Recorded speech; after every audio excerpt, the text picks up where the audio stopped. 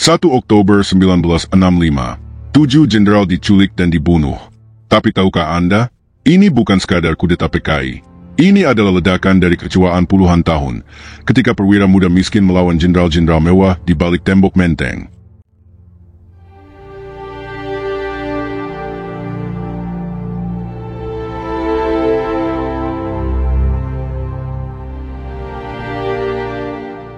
Satu, kekecewaan prajurit dan propaganda kiri. Di balik gegap gempita revolusi yang dikumandangkan Soekarno dengan slogan revolusi belum selesai, terdapat luka senyap dalam tubuh militer, kesenjangan struktural yang membelah angkatan darat.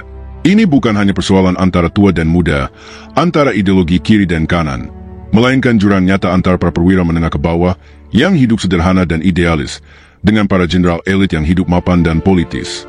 Jurang itu tidak hanya ekonomi, tapi juga psikologis dan kultural.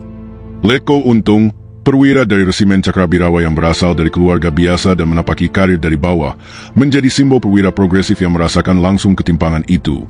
Dalam persidangan Mamilu Pasal G30S, Untung mengungkapkan bahwa pada 19 Agustus 1965, ia menghadiri pertemuan penting di rumah Kapten Wahyudi.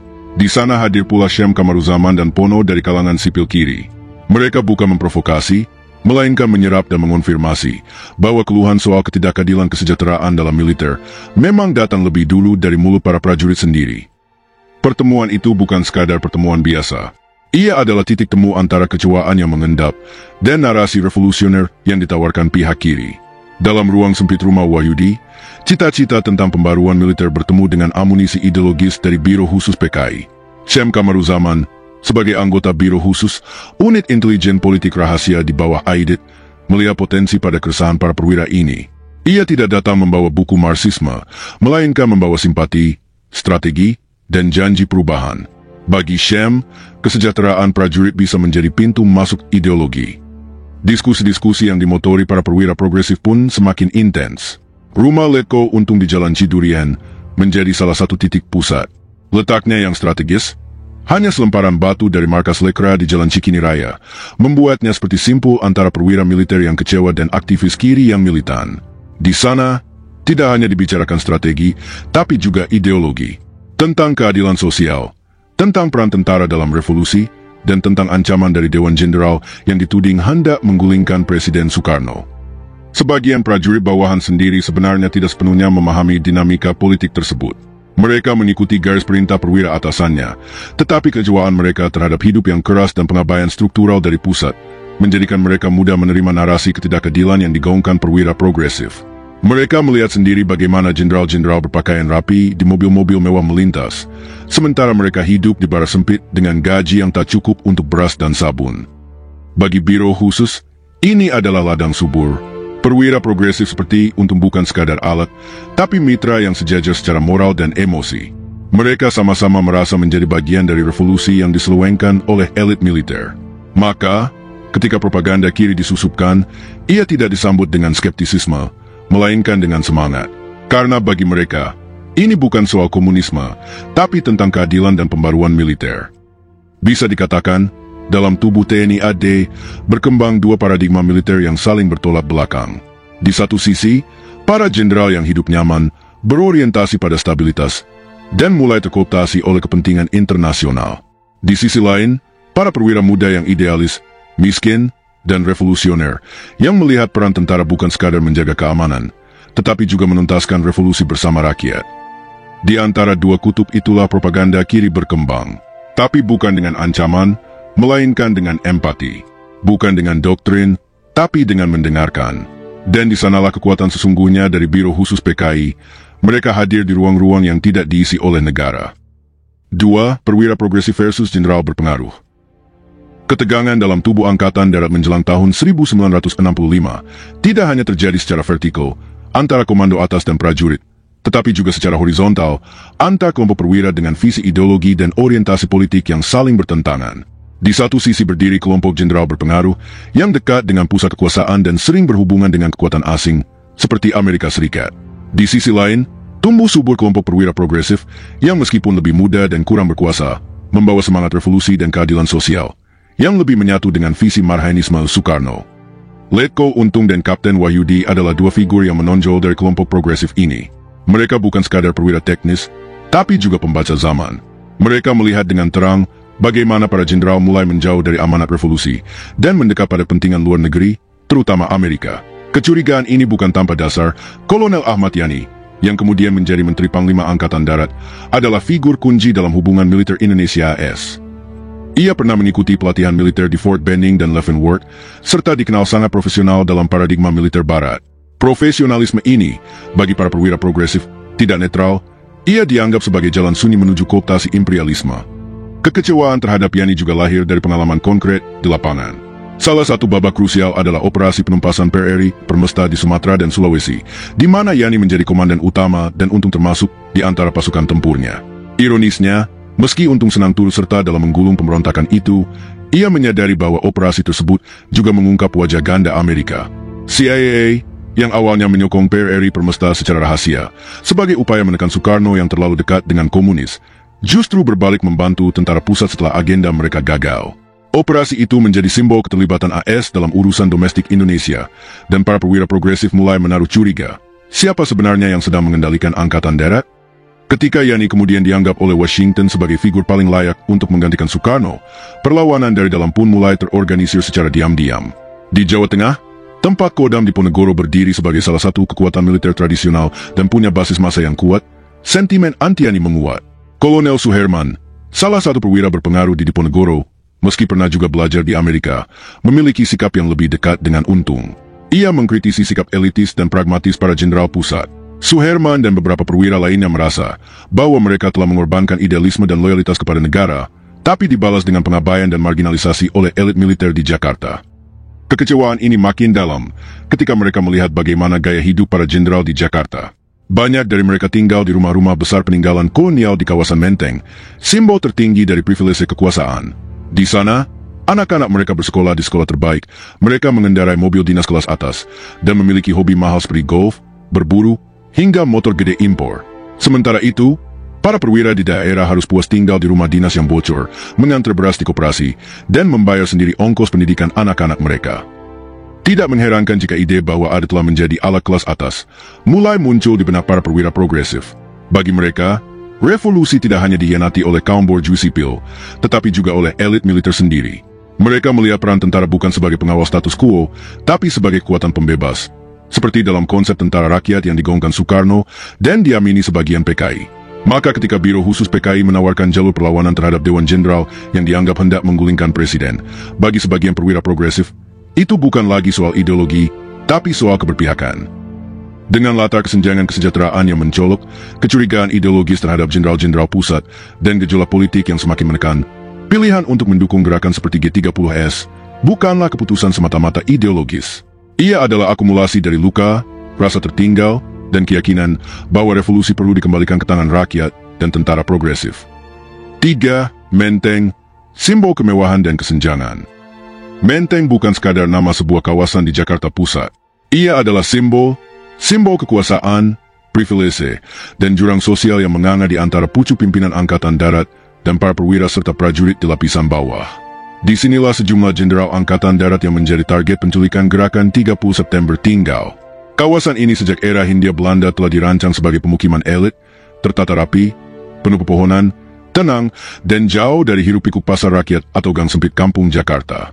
Pasca kemerdekaan, rumah-rumah besar peninggalan kolonial di Menteng tidak serta-merta jatuh ke tangan rakyat.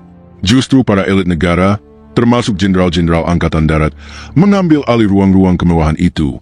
Di tengah semangat revolusi dan retorika demokrasi terpimpin, Menteng menjadi ruang simbolik yang menyimpan ironi. Di jalan-jalan teduh Menteng, anak-anak jenderal tumbuh dalam lingkaran sosial tertutup. Mereka bergaul dengan sesama anak pejabat, bersekolah di lembaga-lembaga terbaik, dan memiliki perspektif hidup yang jauh dari realitas prajurit biasa. Sebagian jenderal dan keluarganya tentu menikmati efek dari jabatan, seperti rumah maupun kekayaan.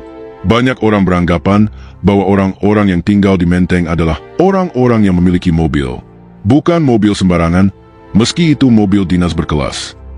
Biasanya jenderal juga memiliki pengawalan sendiri dari militer. Para jenderal biasanya mempunyai hobi yang tidak jauh dari dunia militer, menembak atau berburu. Ada juga para jenderal yang memilih hobi lain, tenis atau golf. Jenderal kadang memiliki hobi yang terkait dengan barang mewah. Beberapa Jenderal AD juga memiliki hobi mengendarai sepeda motor besar. Barang yang harganya sangat mahal dan harus didatangkan dari luar negeri. Pajak masuknya juga sangat tinggi. Barang yang tidak hanya mahal tapi juga simbol gaya hidup borjuis, yang sebetulnya bertentangan dengan semangat revolusi sosial ala Soekarno. Menteng, dengan segala kemewahannya, menjadi cermin dari sebuah distorsi sosial yang tumbuh di tubuh militer sendiri. Jenderal-jenderal yang tinggal di sana, seperti Ahmad Yani, MT Haryono, dan S. Parman, digambarkan oleh perwira-perwira progresif sebagai pemimpin yang telah menikmati revolusi, alih-alih memperjuangkannya. Mereka dilihat bukan sebagai bagian dari rakyat, melainkan bagian dari elit baru yang menggantikan kaum kolonial, hanya dengan seragam dan warna kulit yang berbeda. Sementara itu, di barak-barak sederhana dan rumah-rumah dinas di pinggiran Jakarta atau di daerah konflik, para prajurit menghadapi kenyataan yang getir. Atap bocor saat hujan, gaji tak mencukupi, pakaian dinas yang harus mereka jahit sendiri, dan makanan yang kadang tidak layak. Ketika harga kebutuhan pokok melambung akibat krisis ekonomi nasional, mereka yang berada di bawahlah yang lebih dulu merasakan getirnya. Kesenjangan inilah yang pelan-pelan menumbuhkan bara dalam dada para perwira muda. Mereka menyaksikan sendiri bagaimana birokrasi militer makin feodal, bagaimana keputusan strategis diambil oleh segelintir orang di ruang-ruang pendingin udara, sementara mereka dan anak buahnya ditinggal berjuang tanpa perlindungan. Dalam konteks inilah isu tentang Dewan Jenderal tidak lagi hanya dipandang sebagai rumor politik. Ia diterima dan diyakini sebagai fakta oleh sebagian perwira. Karena, terlepas benar atau tidaknya, ia menjadi saluran dari rasa frustrasi terhadap struktur militer yang dianggap membusuk dari atas. Bagi banyak perwira muda, melihat jenderal-jenderal tinggal nyaman di Menteng adalah pengalaman psikis yang menyakitkan. Setiap kali mereka melewati kawasan itu, entah untuk apel kehormatan atau undangan acara, mereka seolah diajak mengintip sebuah dunia yang asing, dunia yang hanya bisa dimasuki oleh mereka yang patuh dan setia pada status quo. Dunia yang berdinding tinggi dan berpenjagaan ketat, jauh dari denyut rakyat yang lapar, dan jauh dari idealisme revolusi yang dulu menggerakkan republik. Maka tak heran, ketika G30S muncul dengan janji membersihkan angkatan darat dari kontrarevolusioner, sebagian perwira muda melihatnya sebagai kesempatan, bukan hanya untuk mengubah arah sejarah, tapi untuk menunduk keadilan yang telah lama diabaikan. 4. Dewan Jenderal versus Gerakan 30 September. Isu tentang Dewan Jenderal menjadi titik api yang membakar kepercayaan di tubuh militer. Meski para petinggi angkatan darat bersikeras menyebut bahwa dewan semacam itu tidak pernah ada, dan hanya ada Wanjakti, atau Dewan Pertimbangan Jabatan dan Kepangkatan Tertinggi yang bersifat administratif. Fakta lapangan menunjukkan bahwa kecurigaan dan friksi antara jenderal-jenderal teras dengan Presiden Soekarno dan perwira-perwira progresif telah mengeras menjadi konflik yang ideologis sekaligus personal. Istilah Dewan Jenderal pertama kali bergaung dari mulut tokoh-tokoh kiri dan surat kabar PKI, seperti Harian Rakyat, yang menuduh sekelompok jenderal tengah menyusun rencana untuk menggulingkan Soekarno dengan dukungan Amerika Serikat dan kedutaan besar negara barat. Dalam pandangan kelompok kiri, para jenderal ini bukan sekadar militer profesional, melainkan klik kekuasaan yang diam-diam beroperasi di luar kontrol sipil dan hendak menghentikan revolusi. Dari kacamata para perwira progresif seperti Leko, Untung, isu Dewan Jenderal bukan sekadar propaganda. Ia adalah cerminan dari keresahan nyata bahwa pucuk pimpinan militer tidak lagi setia kepada Soekarno dan justru mulai membuka jalur kompromi dengan kekuatan kapitalis global. Beberapa jenderal, seperti Ahmad Yani, Nasution, dan Suprapto, dianggap terlalu condong ke barat dan terlalu jauh dari rakyat. Fakta bahwa mereka sering terlibat dalam pertemuan-pertemuan rahasia dan memiliki akses dekat dengan CIA melalui kedutaan Amerika hanya memperkuat keyakinan tersebut. Namun, kebenaran tentang Dewan Jenderal tetap menjadi misteri sejarah. Apakah ia benar-benar ada dalam bentuk forum konspiratif? Ataukah hanya sebentuk paranoid kolektif yang dieksploitasi oleh Biro Khusus PKI dan simpatisannya? Sejarawan seperti John Rosa dan Rex Mortimer menyebut bahwa Dewan Jenderal bisa jadi hanyalah rekayasa naratif, namun didasarkan pada realitas hubungan yang memang retak antara Soekarno dan para jenderalnya menjelang akhir tahun 1965. Gerakan 30 September yang dikomando oleh Untung dan didukung oleh unsur Biro Khusus PKI muncul sebagai tindakan pencegahan, setidaknya menurut narasi mereka, untuk menyelamatkan revolusi dari kudeta militer kanan. Mereka menculik 7 jenderal dan mendeklarasikan Dewan Revolusi. Namun, dalam waktu kurang dari 2 hari, gerakan ini gagal. Maijen Soeharto, yang kala itu menjabat sebagai Panglima Kostrad dan luput dari penculikan, segera mengambil alih kendali militer dan menyebut G30S sebagai kudeta komunis terhadap negara. Ironinya tak terelakkan, dalam upaya mencegah kudeta, G30S justru menjadi alasan sempurna untuk memulai kudeta yang sesungguhnya. Dengan mengkapitalisasi kekacauan pasca G30S, Soeharto bukan hanya menghancurkan PKI dan menghukum para perwira progresif seperti Untung, tetapi juga meminggirkan Soekarno secara sistematis. Dia menampilkan dirinya sebagai penyelamat Republik, sekaligus pemimpin baru yang bisa diterima oleh Barat. Dengan narasi antikomunis yang masif, dukungan logistik dari AS, dan represi sistematis terhadap lawan politik, Soeharto berhasil menegakkan pondasi Orde Baru, sebuah rezim militer yang lahir dari darah dan manipulasi narasi. Yang tragis, perwira-perwira muda yang semula menolak pengaruh asing dan dominasi elit militer justru digilas oleh sebuah skema yang jauh lebih kuat dan konspiratif. Mereka dihukum mati atau dipenjara, sementara cita-cita revolusioner yang mereka bawa dibungkam atas nama stabilitas. Dewan Jenderal, apakah nyata atau mitos, pada akhirnya digantikan oleh satu jenderal tunggal yang tak tergoyahkan, Soeharto. Konflik internal AD antar perwira progresif yang terinspirasi semangat revolusi melawan jenderal-jenderal yang dianggap korup dan pro-asing menjadi salah satu faktor pendorong G30S.